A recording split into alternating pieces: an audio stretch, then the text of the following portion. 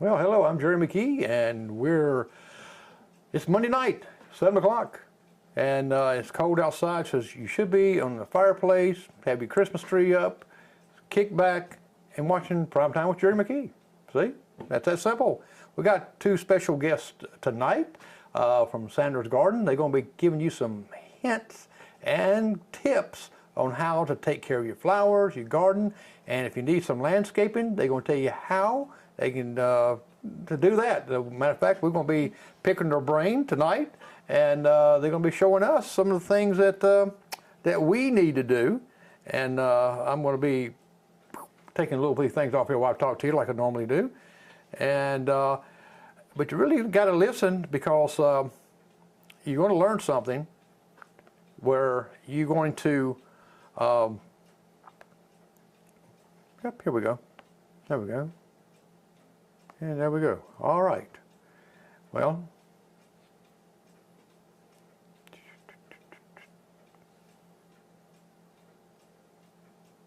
see there? That's simple. At 30 seconds or 15 seconds, it was like 20 minutes, didn't it? But we're going to be back. We're going to be talking to Joye and Kenny Ivey from Sanders Garden, and they're going to take you and tell you some of the things that you're doing wrong. If you look at my knockout roses, you can say, well, they can probably see right away what went wrong. I got one of those black thumbs. So we'll be back right after these messages from Keepsake Jewelers. Remember, go see them about your Christmas time stuff. They got a lot of new stuff in. Go see them. We'll be back right after this message. Jewelry has the power to be this little thing that can make you feel unique. Being a true gentleman never goes out of fashion. People will stare. Make it worth their while. For the woman of your dreams and the jewelry of her dreams, rings, pins, and pendants, fabulous rubies, sparkling sapphires, brilliant diamonds. Keepsake Jewelers. We are the jewelers who understands what dreams are made of. Dreams of gold, dreams of emeralds, and dreams of diamonds in pins, rings, bracelets, and earrings. At Keepsake Jewelers, we have whatever it takes to make her dreams come true. Visit our new location, Keepsake Jewelers, 441 North Duncan Bypass, Suite 5, Union, 864-427-5100, 864-427-5100, Keepsake Jewelers, Union.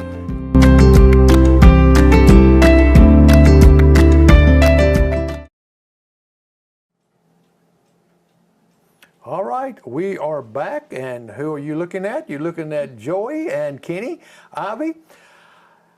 How y'all doing today?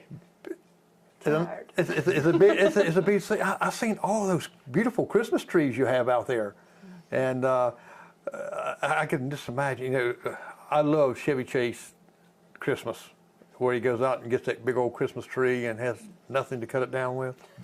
Yeah. So, but see, people, you don't have to cut down. You can just come out there and you'll load it for them. And do you wrap them? No, we don't wrap them. We'll cut the bottom of them so they can, so it'll be ready to go in water when you get home. We'll Right. trim the low limbs, whatever you need off of it, cut the bottom so it'll have a fresh cut, so it'll be ready to take on water when you get home. So, and Okay. then we'll load it up in the truck, in the back of the SUV, or on top, whatever you need. Now, when you say you cut it at the bottom like that, is it to get a lot of water? Do they need a lot of water? Well, when you put them in your home, or they're going to need a good bit. But what it does is when they cut them at the tree farm, they cut them, and then all that air that they're exposed to and shipping them and everything, the sap dries on the bottom, gets hard, and it won't take water until you give it a fresh cut. You give it that fresh cut, and then that just opens it up so it can take water on. And the first 2 days is when it's going to take the most water, and it'll get rehydrated, and then the water consumption will slow down. so it's after it drinks all that water up like that, it goes into the, I guess, into the the needles, or It goes into the needles. It'll just pull it all up through the branches. It'll just pull that water up, and it'll hydrate it, and then it slows down on water. But they've been cut for a week now, so that's why we cut them on the bottom. So when you get them home, You take them, put them in your stand, and give them some warm water, and you off and running. Okay. Just Now, don't never let it run out of water, because they'll Right. do the same thing. If it runs out of water, that sap will start dropping again, get crusty, and then when you add water back to it, it won't go up won't to pull it. it back up. Oh, wow. And that's dangerous too because you've got lights and stuff on it. That's right. That's right. Okay. You want to keep them hydrated. Right. Now, you've been in business at Sanders Garden for how many years? 18 years or A little over 17. over 17? And I got to ask this question. Now, Joy, I know you as a teacher, and you were helping grow these children, and all of a sudden, I need to grow some other stuff. And it wasn't Cabbage Patch Kids. Oh, no. So what got you thinking that, well, both of you know, that, you know what, I want to open a place that I can get my hands dirty, which you do, and grow things. So what got you on that path? Well, what I wanted was a coffee shop.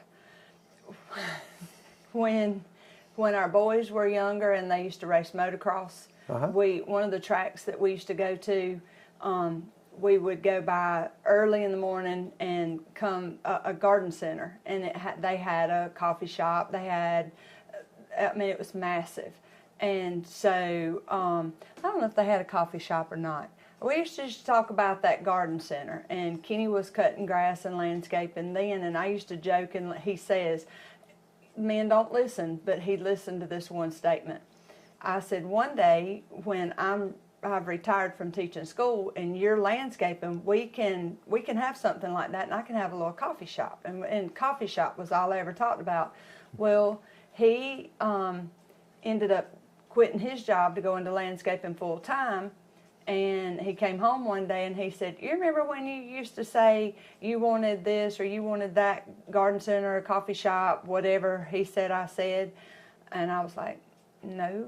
He said, yeah. And he started reminding me of that garden center that we went by. And he said, well, we might have an opportunity to buy this garden center. And I was like, okay, we'll talk about it. And next thing I know, we had a garden center that he was going to run and do the landscaping. Well, both grew too fast, and he twisted my arm, and I quit teaching school to run the garden center. Yeah. Well, I went to coffee shop. There went to coffee shop. I'm still holding out for the coffee shop. Well, you got Starbucks here, and of course, Ellie Bell's. Right. Well, Ellie Bell's to me yeah. is better than Starbucks, but I don't drink coffee. I drink like you got in your place there at hot chocolate. Yes. Yes. When I come to visit Saturday, I walked over and I said, oh, gosh, look at little sweets right there and hot chocolate. So if you get an opportunity to go by and get on the Buffalo Highway, and is it still called Buffalo Highway? Is it Buffalo West Springs Highway. West Springs Highway? It's just right down below Aces and Walmart on the left. And y'all got so much neat stuff in there. I mean, it's just more, to me, it's more than just a garden shop, you know, it's more than that. And because when you go back, do you look back when you first started saying, wow, and look how much you've grown since then? Oh, yeah, yeah.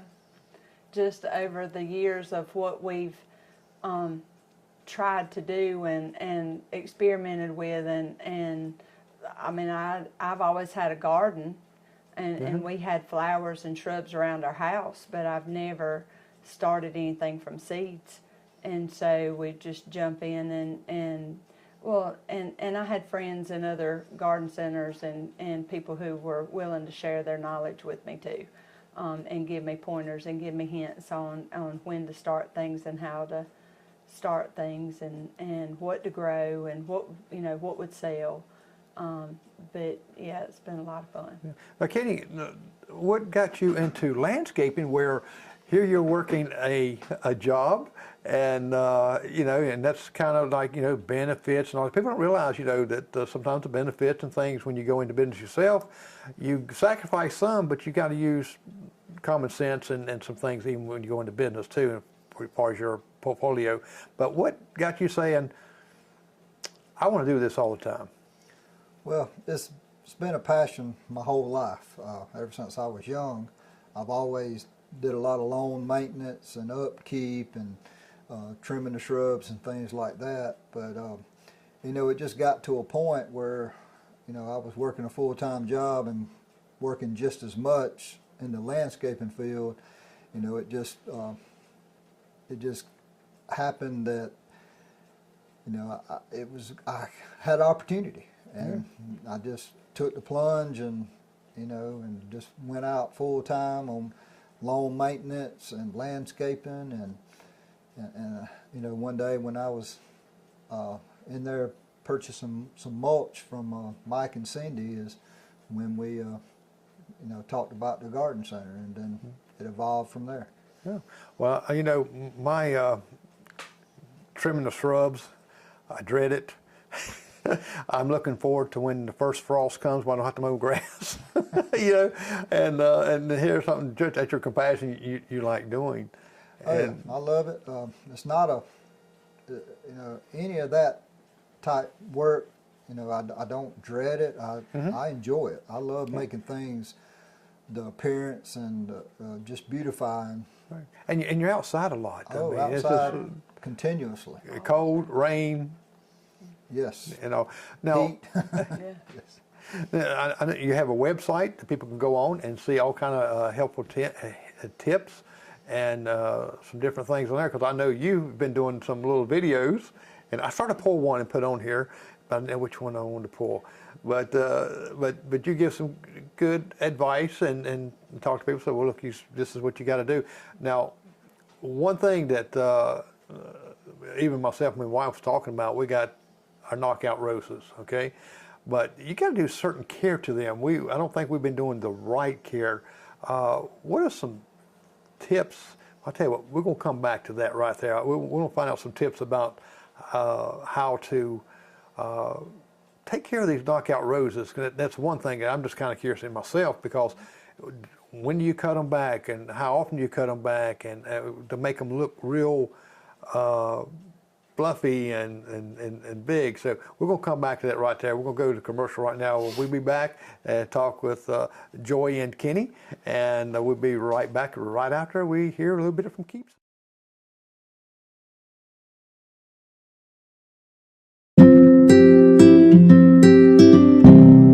Jewelry has the power to be this little thing that can make you feel unique. Being a true gentleman never goes out of fashion. People will stare. Make it worth their while. For the woman of your dreams and the jewelry of her dreams, rings, pins, and pendants, fabulous rubies, sparkling sapphires, brilliant diamonds. Keepsake Jewelers. We are the jewelers who understands what dreams are made of. Dreams of gold, dreams of emeralds, and dreams of diamonds in pins, rings, bracelets, and earrings. At Keepsake Jewelers, we have whatever it takes to make her dreams come true. Visit our new location, Keepsake Jewelers, 441 North Duncan Bypass, Suite 5, Union, 864-427-5100, 864-427-5100, Keepsake Jewelers, Union.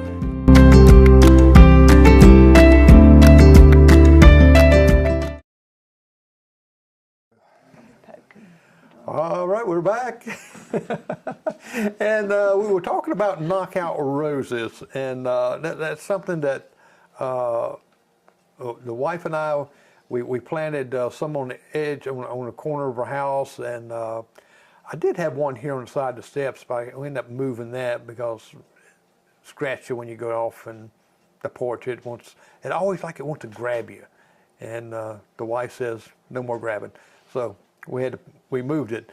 Now, what can you do to keep the I guess the robust of it? Because instead of just having like one rose hanging out here and one here, what are some tips for that, Kenny? Well, first thing you want to do is when you plant one, you want to make sure it's going to get enough sun. The sun is going to bring more blooms out. The sun kind of pulls the blooms out, makes it bloom more. So you don't want it to get a lot of shade. You want it to get 6 to 8 hours of sun a day. So, but after you get it planted and it starts growing, you want to trim it every year. We normally trim right around January, sometime in the month of January. We'll trim a lot of knockout roses. And first thing we do is we take and because of the rosette virus out there, what we do a lot of times, or all the time, is we take bleach and clean our cutters, because if you've been cutting on different materials and then you go to trim knockout roses, you want to make sure your clippers are clean. See, that's something that I bet no one that doesn't know this does, because we clip whatever, we put them in our buildings and bring them back out just like that, and I know I do, and I know most homeowners that's do. very common, you know. But when you get into some things that are a little more particular, like knockout roses, you want to make sure that we always take a bleach and water mixture, about 50-50, and we spray them down, clean them real good, and then we, get them really good and clean. Then we take them and we'll trim the knockout roses. And, some people have knockout roses that are 3 to 4 foot tall. Right. And what you want to do is trim them down to 18 inches, right below your knee. Okay. See, I didn't know that, because I think, well, maybe I'm cutting them down too much, back, and then one year I didn't even trim them back at all, But the 18 inches is a rule of thumb. I mean, some people go 2 foot, some people just give them a light trimming. I always try to go about 18 inches. That way they come back thicker and fuller. And you want to leave the main branches, the fatter main branches, you want to clip them at 18 inches. And then you got a lot of smaller, what we call shooters, yeah. just shooting out everywhere. You want to clean them back to the main branches. Oh, okay.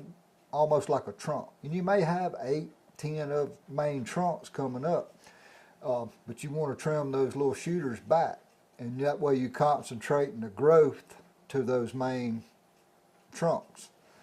It's just like, when you trim, if that was a main trunk and you got all these coming off, you trim it back to that main trunk, and then all the growth will be up. And then after it comes up, it'll start putting out and getting thicker. I wonder if you buy like 2 or 3 of them, the knockout roses, and you put them all grouped together, is that good or is that not good? Not good. Okay, see, that's one thing I did too. I said, well, this is going to make it bigger and fuller like a shrub just about. When they start growing and they start touching, you have a lot of, they don't get enough air, they don't get enough sun where they're touching. Right. And you're going to have a lot of dead branches. Wow. See, I'm learning a lot from that right there. And you want to give each individual plant enough room for air to circulate around it, and for the sun, as the sun moves around, to get all sides up. Right. Well, as many sides as it can.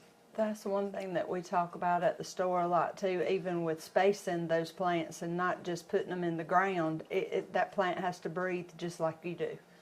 And so when they're all bunched in together, parts of it don't get enough air with the air circulation, and then you got all the humidity and all that stuff crammed in there, and then you have to worry about that disease and the fungus and things that grow up under that umbrella when it's cramped in there too tight. well, I know that we planted ours. We planted them out here, right there, right at our shrubs, and that's probably blocking off some of the light to it too, isn't it? If you're getting Right. because they kind of really need their own space. Yes. Oh, okay. A lot of times you'll see a rose bed out from a house. Maybe they make a little island or Right. a little round, and they'll space them out. And you want to space them about 6 foot apart. That way it can grow. It can grow 3 foot wide, and this one can grow 3 foot wide, and get some size to them. Now, like for instance, we already got ours that's been blooming up. They're not really full. That's like one like that. If we took and say we cut them back, and okay, we need to move these. Is it healthy to move them? Say, what type of year is it good to move them, or is it even healthy to do that? I don't think it's going to hurt anything to move them, but you need to move them during this time of year. When they're dormant, because it's not got cold, they're going dormant. So they're not trying to grow a lot right now. So you need to move them now. That way when you move them, they got the rest of the winter rains, the spring rains to root in. Because there's not going to be any growth on top of it. Right. But the roots can be getting established during all this rain and cool weather because the plant's not under any stress. If you move them in the spring, as soon as you move them, we turn off hot, we turn off Right. dry, they're under a lot of stress and they're going to really stress out and struggle. So do they take a lot of water?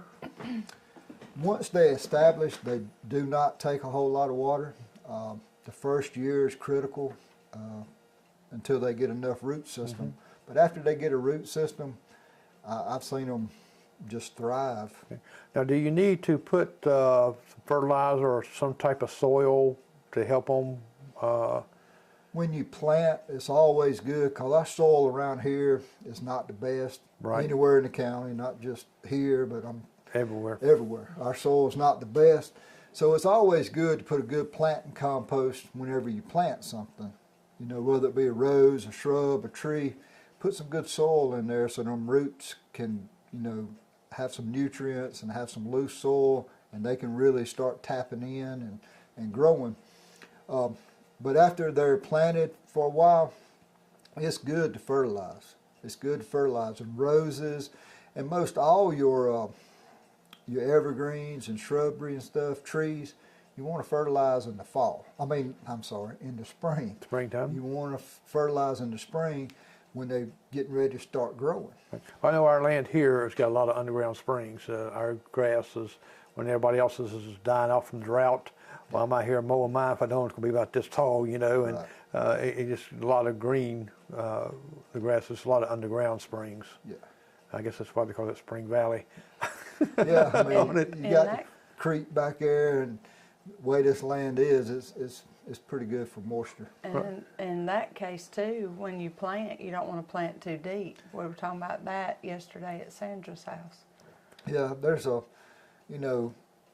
people sometimes when they dig their holes to plant, they'll plant the plant 2 inches, 3 inches deeper than what it is in the container. But when you plant a plant, you need to put that plant in there and make sure that root ball, the top of the root ball, which is pretty much top of the pot, is even with the ground. You don't want it down in there and then pull a lot of dirt to it because the roots and all are not going to get the proper amount of moisture.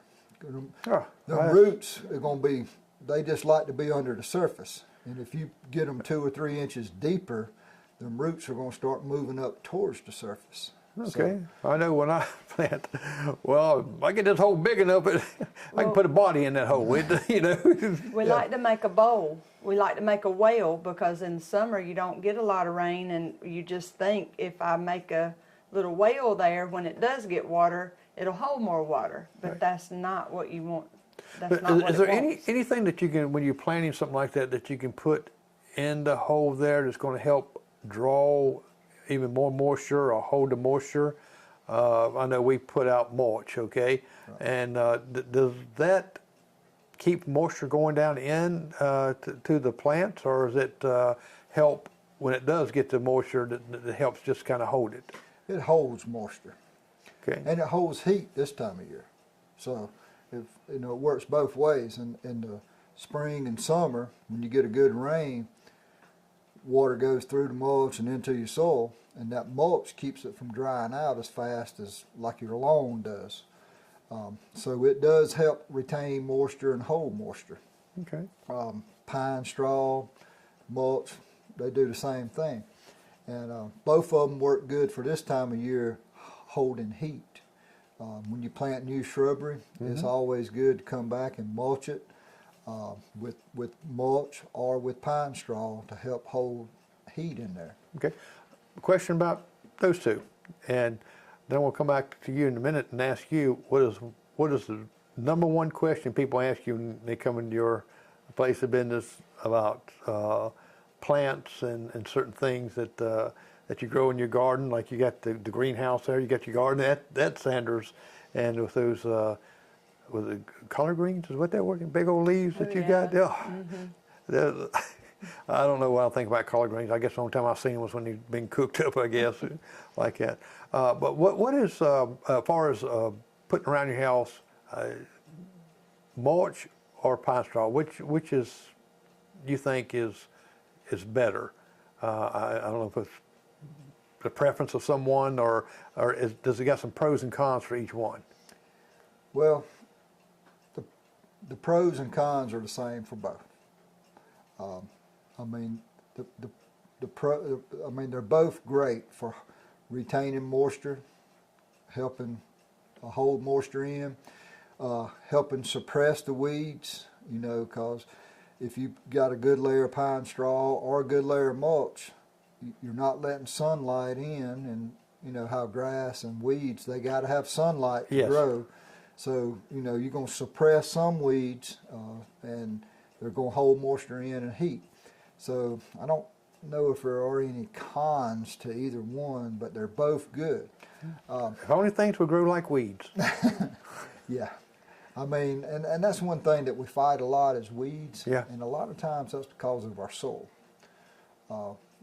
The more poor your soil is as far as pH and all the different magnesiums and calcium and things that's in your soil, the lower it is in pH and things, the more weeds are going to grow, because they grow better in that than the grass, and your lawn wants a higher pH than what we normally find without adding lime. Right. I mean, that's why a lot of times, you know, first thing when people come in and, you know, say I'm having trouble out of this or trouble out of that, first thing we suggest is a soil sample, because you don't know really what you're dealing with till you find out what shape your soil is in. What's causing the problem.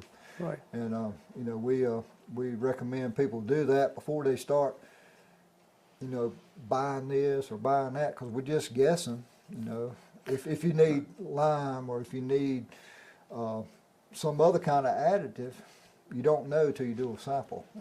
Now, I know when I put the mulch and stuff out here, not as often need to be, but I put plastic down.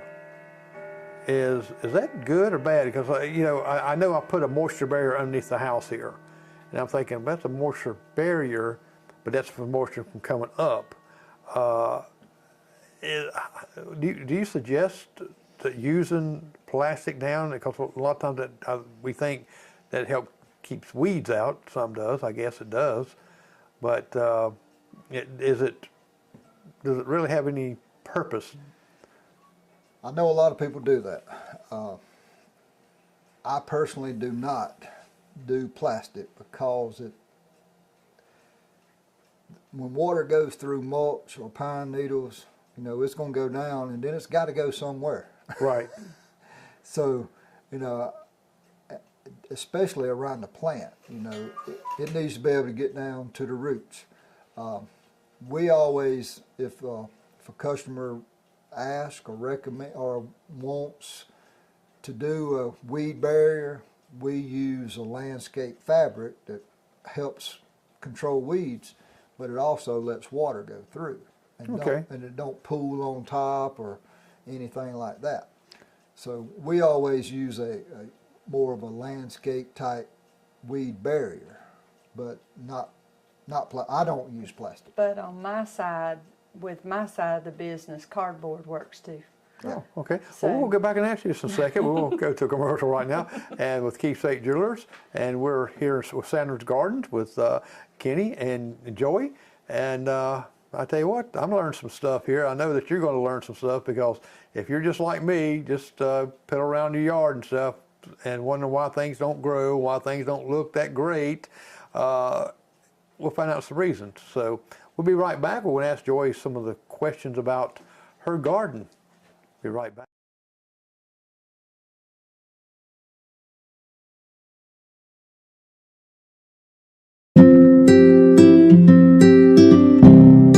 Jewelry has the power to be this little thing that can make you feel unique. Being a true gentleman never goes out of fashion. People will stare. Make it worth their while. For the woman of your dreams and the jewelry of her dreams, rings, pins, and pendants, fabulous rubies, sparkling sapphires, brilliant diamonds. Keepsake Jewelers. We are the jewelers who understands what dreams are made of. Dreams of gold, dreams of emeralds, and dreams of diamonds in pins, rings, bracelets, and earrings. At Keepsake Jewelers, we have whatever it takes to make her dreams come true. Visit our new location, Keepsake Jewelers, 441 North Duncan Bypass, Suite 5, Union, 864-427-5100, 864-427-5100, Keepsake Jewelers, Union.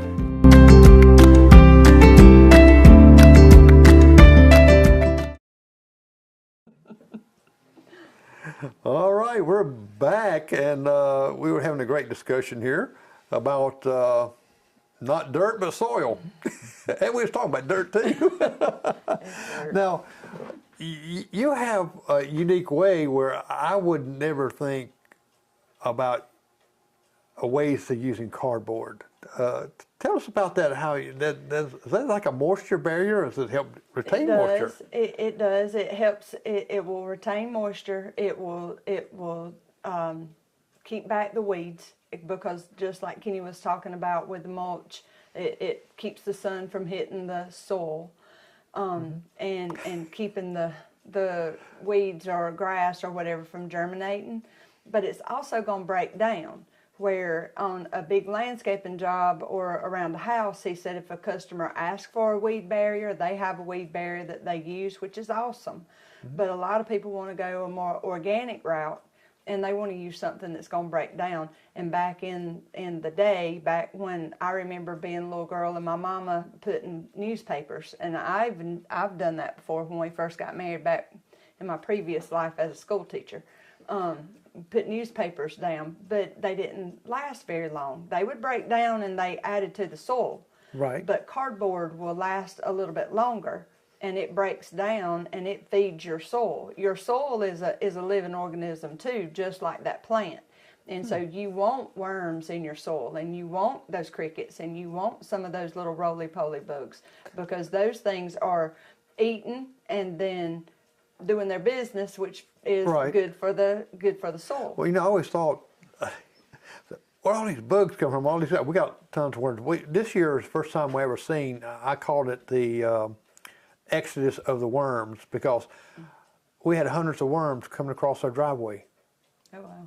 And I've never seen it before since we've been here 20-some years, and never seen it before. It's like hundreds of them. And I'd take the water hose and squirt them all back, or so they wouldn't dry out on the driveway. Right, because some of them was drying out, the ants was carrying them off, and it's right here. And I was thinking, wow, where's all these worms coming from? And it wasn't really during a lot of rain or nothing. It just, they just was coming across. Well, the worms and some of those other insects and those organisms in that soil, they're burrowing around and they're keeping that soil loose.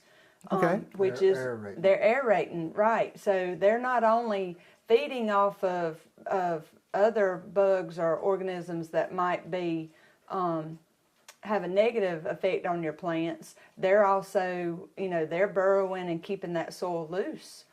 So when you put the cardboard down, do you put like mulch or something on top of it, and that way it just kind of. I have never thought about it. Never even. To me, 'cause we get a lot of cardboard. Just don't use waxed cardboard, because it won't. You don't want that wax. It won't break down. It keeps it from breaking down or breaking down as fast. Well, what about the inks in the cardboard? Everything's got label stuff on it. I guess it don't mean because we've all seen people. Around places that has cardboard laying, and you lift it up, there's no grass or weeds right on it. So that might be my weed problem. I won't have to weed eat. Never have to weed eat now. Good luck at that. Good luck at that one, right? Now, what is one of the main questions people have for you when they come in to your business there about gardening? Because you have a beautiful garden. It looks like you've got those magic seeds that grow the beanstalk or something. Yeah, well, It just depends on what season. Like right now, right before we left this evening to come here, a girl came in and she said, "Is that your winter garden down there?" And it was just about dark, but you could still see it. The moon was bright too. It was beautiful. Yes. But I said, "Yeah, that's my collards. I have a little kale, some broccoli, cabbage." It started out as a display garden, and it just gets a little bigger and a little bigger. But so this time of year, it's, well, do I still have time to plant that? Which you don't, you know. So there's a lot of discussion of that because we don't have time to plan. You know, you see that and then you're like, oh, I need to plant that. Well, So there's just different seasons for what you're planting there. What is some good vegetable that you plant during this time of year? you already missed it. Then missed it? You missed it. That's what I told her. You got to plant earlier in the fall. Yep. And then this is the time that you really start harvesting, is like between Thanksgiving and New Year's. And New Year's. Is all your collards coming in. Oh, okay. Yeah. Your cabbage. What you need to do now is start planting your spring garden, because in January, early February, we'll start seeding tomatoes and peppers in the greenhouse, so we can start selling those in March. Okay. Depending on the weather, we usually start selling a few things mid-March. Do you go by the almanac any? I Or you've try. done this enough to? Yeah, no. So you know there are going to be a few of your older farmers, your older generation who plants by the almanac, plants by the moon. So we'll have just a few things ready early, so Right. that they're not, you know, chomping at the bits in panic mode because they're going to miss it. But for the most part, people just go by Good Friday or Tax Day. Tax Day is the day now. Oh, okay. Yeah. Yeah. Yeah. Yep. We used to do tax day regularly, but we have noticed over the last 2 to 3 years that we still have a tendency to have a late frost sometime around the 20th of April. So we try to keep up with the weather and plan accordingly, because tomato plants and cucumbers and some of those plants are really touchy when it comes to a frost. Or not even a frost, 40 degrees, Cucumbers. peppers and cucumbers. They're terrible. If it's 38, 39, they're done. Do you do any experimenting, like some crossbreeding of some of the? No, not really. Not like crossing it myself. Right. I like for people to come in and tell me, or suggest seeds or plants. And then we kind of, try new things together. I was thinking, growing the cucumbers and put some hot peppers in there with it. Yeah. You kind of get a little spice to it. Now, we have seen some interesting things where people had that happen in their garden, and they'll bring stuff back and say, what's this? But it's just where they cross-pollinated. Now, do you have any classes that you do for people that want to join a class or something on how to farm, or how you can grow certain things? Yeah, so one thing that we're planning on doing this coming year is a beginning gardening class on how to seed things, well, how to plant it, first of all, because, one of the biggest problems we have is in April, when people are starting to really plant their gardens. People want to start their peppers from seeds, and it's too late.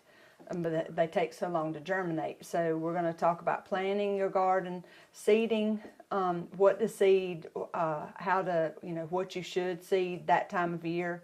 And then the second class will be about what different soil types, raised beds, whether you put it in a raised bed or whether you put it straight into the ground. And then the last class will be about harvesting and what to do with it after you harvest it, whether it be how to prepare it, freeze it, can it. And then a friend of mine who helps with seeding my herbs, and she's got a greenhouse and a business of her own, so we've kind of collaborated on the herbs. the weeds, because we don't consider dandelions and purslane weeds. Right. She's going to do some herb classes on, Oh, wow. On culinary herbs and medicinal herbs. Wow. Well, I know just by going into Sanders Garden, it's more than just plants and stuff. If you have some beautiful crafts in there, right now you got Christmas things in there, it's just beautiful. But you've got three horse milling company. Yes. I got to interview him on another show one time, and they showed how he did all these things here with the grits and difference between the grits and the cornmeal. And well, I hate to call him out on this podcast, but we do the tailgate market. We had a tailgate market for the first time this past year, and we're planning on doing it again next year. And so I've kind of been sweet talking him and encouraging him to bring some of his. I don't know that he could bring the horse. Or he could bring the horse, but not the whole thing to really grind any of the grits and stuff. But I'm hoping he'll do an exhibit, a display for me this next year. Yeah, Mr. Siegman showed me that. And here's this one thing: making one side of it's making grits, and the other side of it, he says, it all depends on the wire and stuff. Mm-hmm. I never knew that. Yeah. But it was very interesting in seeing that. But you also you have others. You got like on your picture, I see you have bread in there sometimes, and milk. Yeah. So where's the milk? The raw milk comes from Chester. Okay. A friend of mine who has a produce and small grocery in Pauline. Mm-hmm. We pick things up for each other when we're doing produce, because we don't do produce all year. I'm trying to get my produce that we sell in the store to just be seasonal and homegrown, local. Right, local. And Paula does a little bit more than that. So we swap things and help each other out. But she picks the raw milk up for me when she gets hers in Chester. Miss Barbara Birch I have some of her I have a lot of her canned goods, pickled, oh my gosh, there's pickled everything, and jams and jellies, chow, pickled relish, green tomato relish, just tons of things that she's canned at her house. Right. Kim Lawson, who is my office manager, my bookkeeper, my conscience. She bakes bread and she sells bread she tries to do it 3 times a week. When we were having the tailgate market, she was selling every Saturday and then a couple of times through the week. Right. So. See, that's to me is so unique. It's not just a garden store. I mean, it is almost like a old-timey general store. Yes, that's where you're getting things from people that's making it out of their homes and putting the labels on it, and because when I was looking around Saturday, I was looking over and says, wow, this is so neat. I was looking up at that milk. I said, I wonder how that tastes, because someone's telling me about goat milk. So we tried goat milk. It didn't. People were kind of like, so we didn't do it for very long. Yeah. but the raw milk is really good. Yeah, I talked to later, and I'll get back right after this right here. We're going to do the last commercial for Keepsake Jewelers here. We'll be right back, and we're talking with Kenny and I keep wanting to say Joey, but Joye Ivey from Sanders Gardens, and you're going to be coming back, and we're going to find out about some of these other goodies you got in there.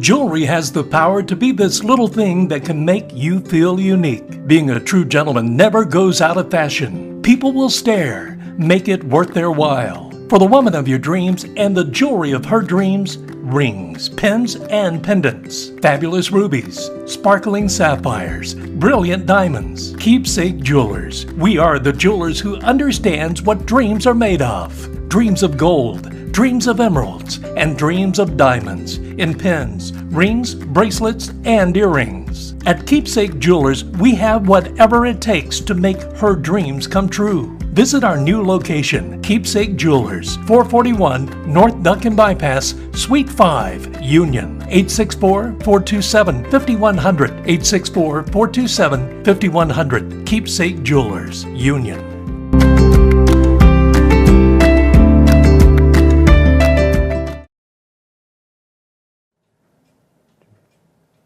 Okay, we're back, and I just found out something new. People, do you know it's 30 different types of tomatoes? I'm not a tomato eater, so I don't know.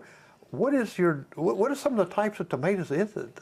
So we start about 30 different kinds. Well, yeah, probably 30, 36 different kinds of tomato seeds.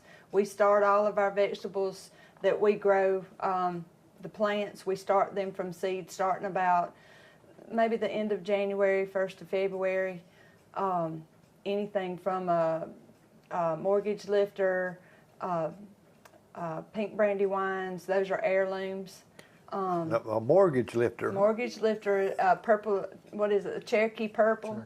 Cherokee purples, those are all heirloom tomatoes heirloom tomatoes are your sweeter, better tomatoes. They're just not that big, round, pretty, beautiful grocery store. Yeah, you get all kinds of colors, you get all kinds of textures, all kinds of sizes. But then we do like your big beef, your Parks Whoppers, and then the little bitty cherry tomatoes, your sun sugars. And So what is the best tomato to put on sandwich with Duke's mayonnaise, of course? I'm like you, I'm not a tomato eater unless it's ketchup or tomato sauce. Right, But, that's me. But Parks Whopper probably is that's what I sell the most of. That or Better Boy. Or Better Boy. You eat tomatoes? No. No? Wow. Okay, I'm not the only one. See, she always blamed I was the only one that didn't do that. Oh, no. Now, when they make a couple of different kinds of corn even. One is got like some different, like different colors or something in it, and it's like a, I forgot what they call it. We call it a bicolor. Okay, and it's real sweet. Yeah. The sweet corn, you have yellow, you have white, and then you have the bicolor, which is yellow and white on the same cob. So. Okay, well I know I got some big old ears of it, and it was good. I mean, it was just the plumpness of the kernels and things, and I did learn how to shuck without taking them little hairy strings off of it. Yeah. You put it in the microwave and nuke it for so long, and you come out and you squeeze it out, and it just pops right out. There's no hair on it. So I did learn that, but I think it takes away out of the juiciness of it. Yeah. But now, what kind of seedlings besides tomatoes and stuff like that do you usually most of the time sell? It's just So vegetable-wise, we sell tomatoes, peppers. We start our own squash plants, straight neck, crook neck. Cucumbers, we do maybe 5 different type varieties of cucumbers, cantaloupes, zucchini. Yeah, that was the other squash, zucchini. Your staples, we start those from seeds in our greenhouse ourselves. And then flowers, all kinds of flowers. We start some from seeds, but we'll get those in plug trays. We let somebody else start them for us, and then we transplant them. So pretty much everything except, well, I almost said except for shrubs, but I think we're going to grow some shrubs this year too, and do as much in-house as we can. What is a hardy flower that you can grow out in your yard that's lasts a good length of time, and the beauty of it, and does it come back or does it not come back? Perennials, I think. Perennials. Perennials, yeah, yes. Perennials. So your perennials, oh my gosh, the lantana. Lantana is some varieties of the lantana are a true perennial where they'll die back after a frost, and then when the ground starts to warm up, they'll come back again. But there are some hardy annuals in the lantana family. That new gold lantana, it's huge round and it's covered in yellow flowers. Okay. That's a new gold lantana. And it will most of the time come back, even though it's really an annual. Oh. But as far as a flower, dianthus is an awesome flower to plant, like in mixed pots now, in flower beds now, we use a lot of dianthus mixed in with your pansies. Right. Because they can take the cold. they won't bloom all winter, but the plant will be there, and then it can also take the heat of July. Okay. I know I got these little, we call them spider lilies. Oh, yeah. They come- I mean, they don't last long. Yeah. They're going to last about a week, and I just keep seeing them come up. And first time I saw them, I said, "Wow, what is this thing?" You know. Now, Kenny, I got to ask you a question. When you're mowing grass, how low do you set your lawnmower to cut the grass? Because some people say you set it 3 inches, you set 2 inches, and if you set it too low, you're scalping everything. And people think that, well, if I cut it real low like that, I won't have to cut it as often. You'll probably end up cutting it twice as much because you're exposing so many weeds, and the weeds grow quicker than the grass does. We always set our mowers at around 3 inches high. Okay. That's all the time. You want to keep the grass growing.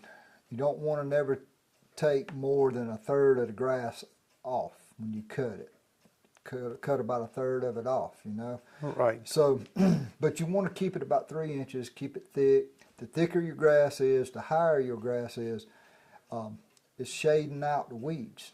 The little weeds and seedlings that's in the soil Right. are not getting the sunshine, not getting the air because they got a canopy over them. So, and it's more healthy for that grass too to have some height to it and not so low that it's kind of, stressing it out too much. Right. So, Well, that's usually what I keep mine on is 3 inches, and if my grass is real high, I'll even up it another inch or so because of course it bogs down everything, and I don't want all them clumps in the yard that I gotta try to rake up or. You always want to make sure you leave it 3.5 inches high, and make sure you're cutting with sharp blades so it gets a clean cut and don't tear the blades of grass. You want a clean cut. Now, when you're doing your landscaping, if you come across someone who's got a lot of these anthills, do you treat those or anything, or do you? Yes, it's good to treat them. It helps your soil because you're going to get rid of some pests there. Right. But you do want to treat anthills. It's not a bad thing to treat them as often as you see them. There's several different chemicals you can use, but it's good to treat them, get rid of them because they rough on you more. They're rough. Nowadays, it used to be 20, 25 years ago, you only had ants where there were an anthill. Now it seems like they're just all over the ground. Yeah, especially when it rains. You can just be standing there and all of a sudden they're crawling up your leg and biting you and stinging you. And I almost mentioned that when y'all were talking about mulch earlier too, because in the heat of the summer when you're watering those shrubs, you need to watch for them because they're going to come to that water, which could also kill that knockout rose because they're going to build up around that shrub. Build up around it. So, now, is the mulch treated, or can you get treated mulch, or is it because a lot of people worry about well, I'm going to get termites or mulch, pine straw. None of those are going to none of those, what they say, have termites when you purchase it. Right. Now, so they're not going to really cause termites. If you got termites, it's going to come to it. Yeah. Yeah, because I used to be exterminated many, many years ago, and we treated the ground, especially if you got crawl space, we just treated that, and that's why I put a barrier underneath our house because of moisture and mold and stuff like that. It just keeps all that down, and because sometimes we get water there, and I put pipes in for it to run out. But a lot of people's got that misconception that I got a load of mulch and they come in and had termites, and I know because of being in pest control and. The mulching process creates so much heat.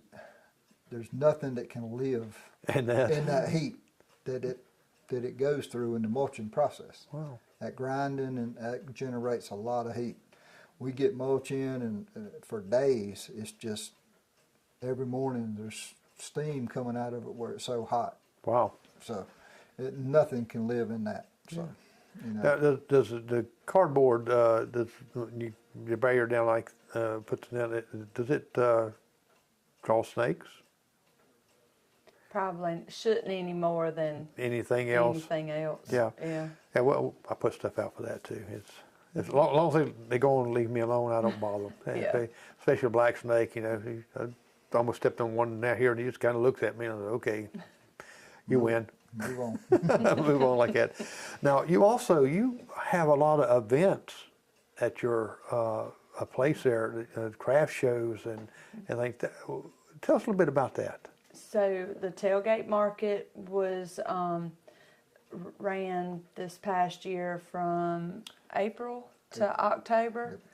And so we just getting started. We didn't have as many like event type things as part of that as we wanted to, but it was coming. Right. We had 3 different groups to come and either play music. One was a gospel group that came I think they came 3 times. Mercy on Us.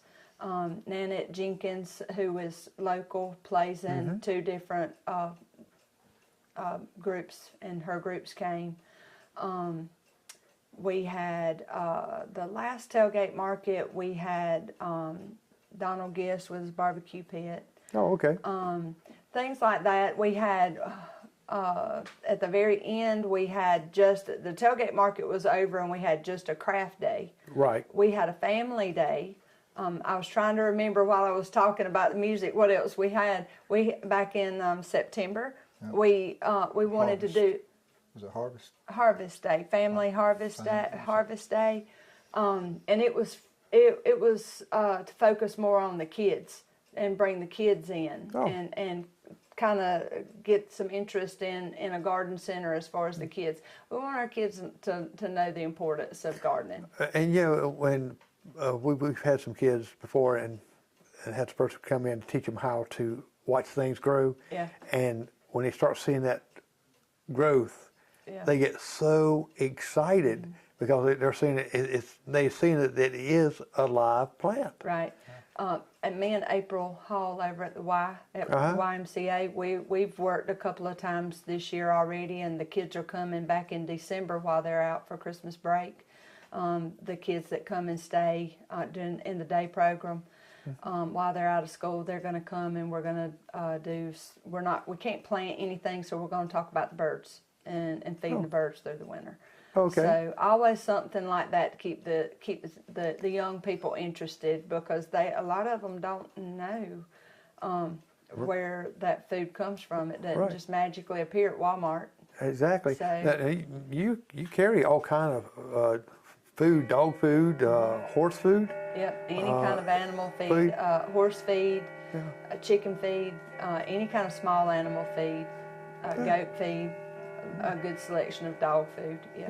Now, I used to have an African gray parrot here, and wife started having some respiratory problems. That's from the dander of the bird. Wow. She had to go to the doctor when all this right here, and I says, I know what it is.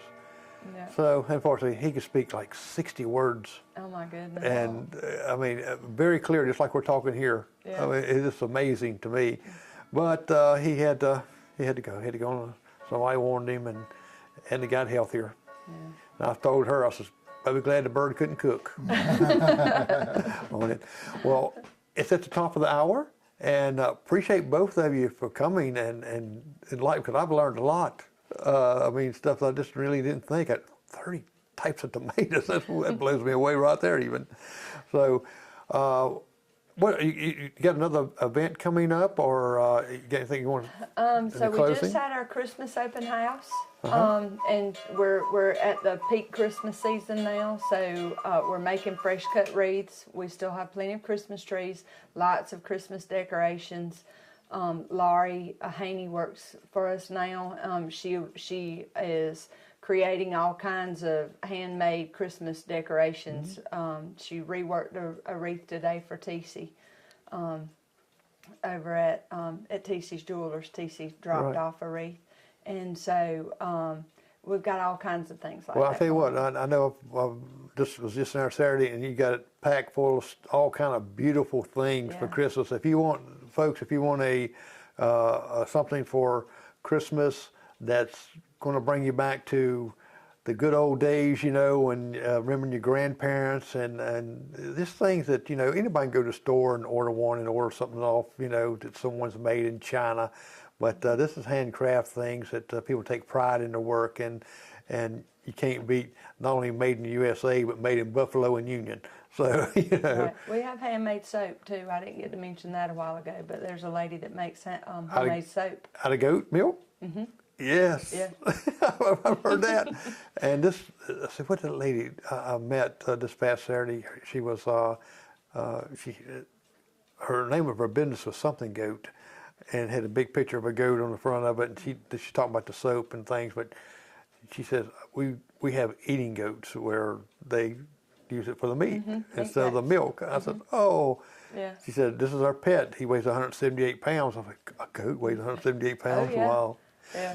Well, thank both of you for coming. Tons of information here.